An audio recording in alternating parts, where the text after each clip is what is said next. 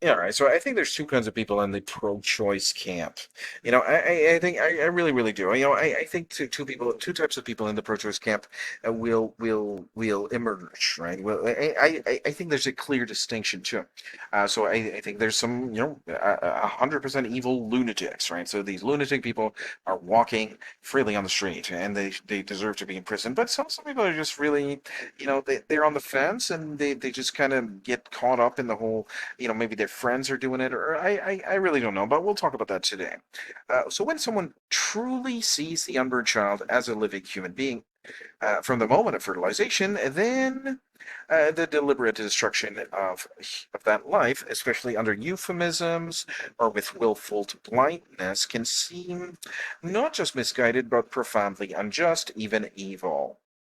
And from that lens, it's understandable to feel that those who defend, justify, or profit from this destruction are not simply wrong, but morally corrupted. All right, so let's take a closer look because truth matters more than rage, and it helps to know why this is happening. All right, so right, many are not fully aware, right? Not all are malicious. So maybe, I mean, this is something to consider. So most people who defend abortion or support birth controls aren't malicious in the way that you mean. I mean, they're not like truly lunatics, right?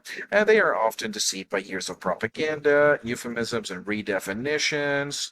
Right, they're truly deceived, right? These are victims, right? Victims of the propaganda, right? So they're trained by institutions to believe that pregnancy begins at implantation, or the fetus is not yet a person, right? So it's that they've actually been, they're actually in these types of liberal universities, and they're actually paying money to be lied to by these universities, and they trust the professors. Why would the professor lie to me? I'm paying him money and all this stuff, but there's a lie. They're afraid of responsibility or losing autonomy. They're unaware of fetal development, zygotic genome activation, of what fertilization truly means. And they just don't know, right? They really just don't know. And they're basing their strong opinion and their yelling and screaming based on their, ignorance, right? Desensitized by culture, media, and peer influence. Right? There's a desensitization going on for sure, right? So by the time that you can see a bloody, person and, and the things that they say is, I'm not even gonna you can you just for yourself. I mean, you just go on YouTube and find abortion debates with these feminists, right? And they will say these kinds of things that are so twisted and dark. It's incredible to even imagine that these kinds of people can exist in our society, walk around freely, and have the right to vote. And it's incredible, right? The right to vote for the politicians who will guide the nation, and they're saying these things that are so evil, right? So it's they'll vote for any kind of thing as long as they can get the right to abortion because this is what they want. They're desensitized by this culture, right? So justifying past choices they can't emotionally face if they admit it to what abortion really is. So maybe they had an abortion themselves or they had this birth control pill, right? So, in other words, many are spiritually dumb, right? Or culturally blind, not inherently evil. I know what the text says. I can read perfectly, but all right. So, but some know and still promote it, right? So there are, however, like Dr. Michel Dow, 100%. This is Dr. Michel Dow, right? This is the camp that Dr. Michel Dow and others, like in her clique, are. They know, right? They're not ignorant, absolutely not. No, they're very very. I'm not saying they're uh, less intelligent, but they like how would I um how should I properly analyze that situation? They're imbeciles for actually doing that stuff, but they're not dumb, right? They're not their intelligence is not subpar, right? They're quite uh, they learned, if you will, but they're an imbecile, right? She's an imbecile, right? Right, in the sense that why would you go ahead and do such evil, right? Why could you not see the can you see the can you be proactive and see the consequences of your action and how destructive to a society? And on the contrary wise, on the contrapositive of that, if you wouldn't have done that, how much of growth and productivity and just a wonderful society we would have had, right? That's a great point. That's a great point. Just one moment here. All right. But Dr. Mitchell does certainly knows, and she still promotes it. So there are those who know exactly what abortion is, and they don't care, if you will. I don't think they don't care. I think they certainly do.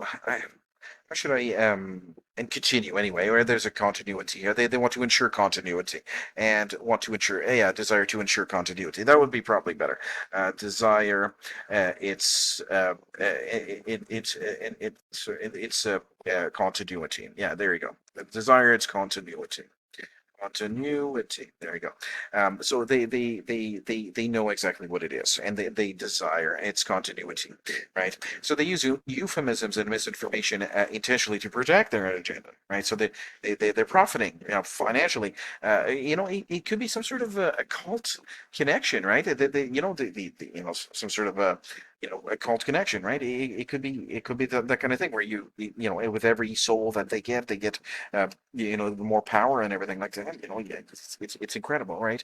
To imagine this kind of thing, but it certainly is a very real possibility. So they mock life and speak with cold detachment about killing clumps of cells, even after seeing fetal development, and openly advocate for abortion as empowerment, even celebrating it. So that's difference, and that's what Dr. Mitchell is doing. That's not ignorance; it's intentional dehumanization of the most vulnerable for power or convenience. That's closer to what can rightly be called evil. Right. So here's really, they know exactly what it is. They desire its continuity, right? They want to, what do they want to do? I mean, what are they looking to do, right? Are they looking to, to kill every single, human on the earth? I mean, there's a population, controlling the population to how much, right? What is their goal, right? Well, that's not really the story for right now. Those are getting into a little bit of a big question where we should, you know, focus our questions to do they really know, and they do, and why do they still promote that kind of stuff? They certainly promote it, right? They certainly promote it because they desire its continuity, right? That's exactly what's going on here. They know what it is, right? They know there's a death of a child, right? They understand that very very clearly. They are evil, right? So this is what it is. They're evil. So are they gaining a type of are they occultists, and they're gaining power for every baby that they kill? Well, I don't know about that.